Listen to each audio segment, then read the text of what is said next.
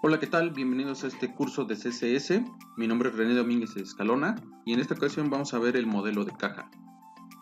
El modelo de caja es el principio básico de diseño de una página web. Es un principio muy básico. Nosotros dos anteriormente utilizamos divs. Ahorita lo voy a utilizar nuevamente. Voy a poner caja.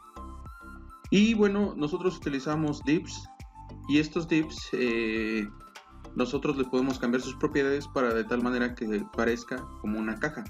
Dentro de estas propiedades, por ejemplo, ahorita voy a crear una nueva regla que se va a llamar box. Se lo voy a colocar class box. Ok. Y nosotros los características o propiedades que le podemos cambiar para que parezca una caja es primero el ancho. Vamos a colocarle un ancho de 200 píxeles. Segunda propiedad es el alto de esto.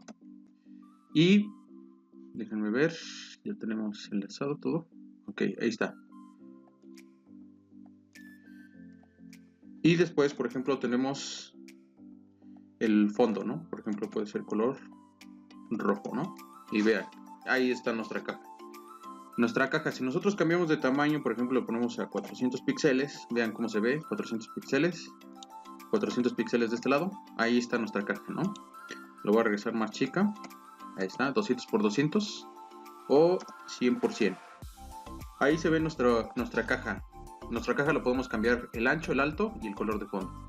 ¿Qué otra propiedad le podemos cambiar? Bueno, el margin, que es el margen exterior. Nosotros podemos ponerle un margen exterior de 20 píxeles y cuando colocamos un solo valor estamos colocando en las 4 posiciones, arriba, abajo, izquierda, derecha. Si colocamos dos valores, estamos colocando el primer valor sería el margen arriba, abajo y el segundo valor sería izquierda, derecha. Y también podemos colocar 4 valores, los cuales indicarían, por ejemplo, si yo pongo 10 píxeles, el primer margen sería arriba, luego sería derecha, abajo y el último sería izquierda.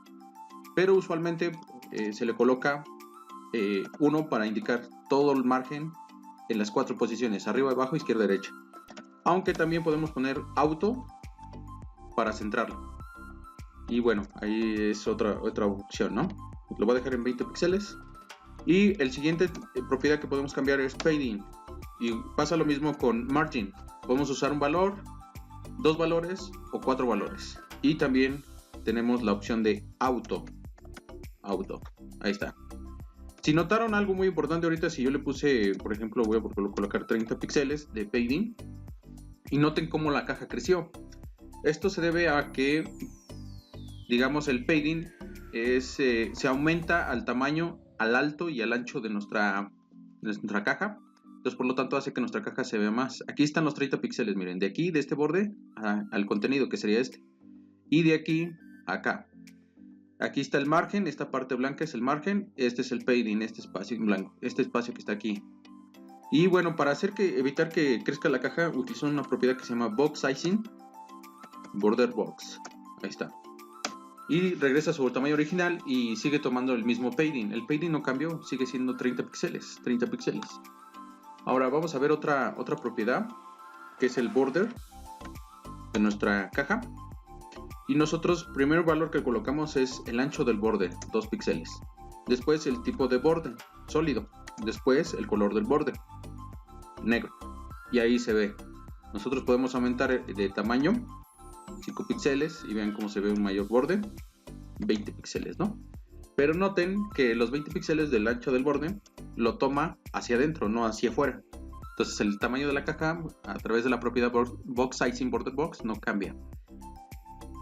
Vamos a ver 3 tipos de borde. Aquí viene sólido, está también dashed, que es punteado, miren.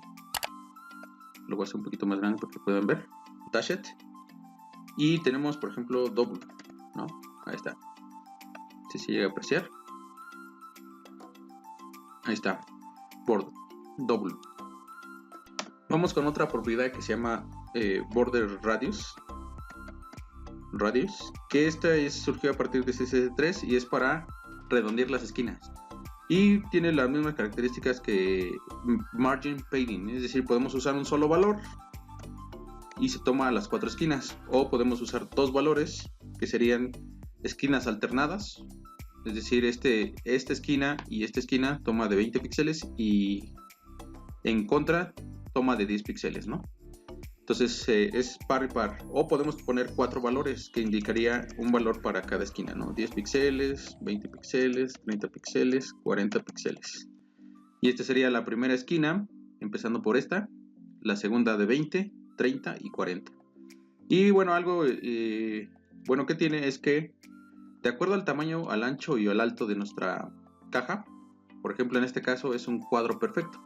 Si nosotros colocamos la mitad del ancho al border de radius, por ejemplo 50 píxeles, se ve como un círculo. Entonces, ¿por qué? Porque redondea nuestras esquinas. Ese tiene esta peculiaridad. Vamos a regresarlo a 30. Aquí está. Y tenemos otra propiedad que se llama Box Shadow, que es para colocar sombra a nuestra caja. Y vamos a colocar ahorita, por ejemplo, 4 valores, 0, 0, 5 píxeles. Bueno, para empezar, ¿qué es el primer valor? Es qué tanto quieres que se mueve la sombra en forma horizontal, 10 píxeles. Digamos 10 píxeles sería hacia acá. Luego, el segundo valor, qué tanto quieres que se mueva de forma vertical, 5 píxeles. Y la otra es el tamaño de la sombra, por ejemplo 10 píxeles. Y por último sería el color de la sombra, black. Vean, 10 píxeles, el primer valor que es este, se movió en forma horizontal hacia acá. 5 píxeles hacia abajo. Y 10 píxeles es el ancho. Sin en cambio, por ejemplo, yo si quiero que la sombra se mueva no hacia allá, sino hacia acá, le tengo que poner valor negativo. Control S, vean cómo ya se movió. Lo mismo de forma vertical, está hacia abajo, ahora quiero que esté hacia arriba, le pongo negativo y vean, ya se movió. Ahora, si quiero que esté centrada, lo regreso a un valor de 0. Ahí está. Y se centra en el objeto, ¿no? Ahí está completamente centrada. Y este es el ancho de nuestra sombra. Entre más corta, vean, ahí está. Menos se va a ver. Perdón. Si lo pongo 30, miren, va a estar más difuminado. Ahí está la sombra, pero está más difuminada. Entonces vamos a ponerlo un poquito 5:5 todos esos y vean cómo es más sólida, ¿no? Y bueno, hasta aquí serían todas las propiedades que tenemos de nuestra caja. Sin en cambio, vamos a ver cómo agregar más divs y vean cómo se comporta. Voy a regresarle a restablecerlo. Se pone uno abajo del otro. Eso es porque un div, una etiqueta div, es un elemento en bloque. Un elemento en bloque, pero para convertirlo en un elemento en línea, es decir, que se ponga un div al lado de otro div, porque aquí como es un elemento en bloque, digamos que el siguiente elemento se pone abajo del primero. ¿Por qué? Porque está en bloque. Display. Y podemos colocarle, a ver, vamos a probar primero inline, así simplemente inline. Y vean cómo se colocan uno al lado del otro, hasta hacia encima, ¿no? Pero vamos a colocarle que sea inline block. Y vean, se acomodaron. Entonces cada que yo modifique el ancho de mi navegador, se acomodan los divs. Ese es el modelo de caja. Con esta propiedad display lo que hacemos es convertirlo de un elemento en bloque a un elemento en línea y aparte también en bloque. Gracias por ver este video. Te recuerdo que te puedes suscribir a mi canal dando clic sobre el botón rojo de suscribirse, activar la campanita para recibir las notificaciones, darle like a este video y compartirlo en tus redes sociales. De paso te dejo mis medios de contacto por si tienes alguna duda, deseas saludar, colaborar o simplemente seguirme.